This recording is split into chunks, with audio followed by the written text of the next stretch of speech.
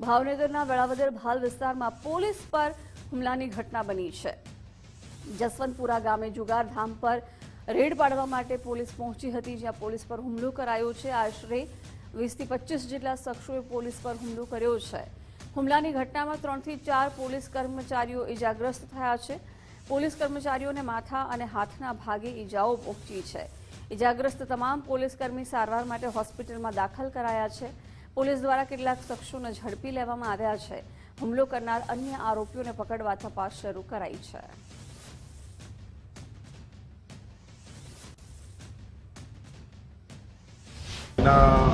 જે જસવંતપુરા જે ગામમાં એક આ રીતનો બનાવ બનેલ છે, જેમાં પોલીસ સ્ટાફને બાતમીદારથી જાણવા મળ્યું કે ત્યાં જે છે માણસો જુગાર રમે છે, જેથી પોલીસ કર્મચારીઓ તાત્કાલિક નાસી ન જાય ત્યાં માટે ત્યાં ગયા તો ત્યાંના જે 20 થી 25 લોકોનું ટોળું જે છે પોલીસ સાથે સંઘર્ષમાં આવ્યું અને પોલીસને માથાના ભાગે તથા હાથમાં અને શરીરે ઈજા કરેલ છે અને હાલમાં જે પોલીસ કર્મચારીઓ જે છે એ સરટી હોસ્પિટલમાં દાખલ કરવામાં આવેલા છે। તેઓની સારવાર ચાલુ છે।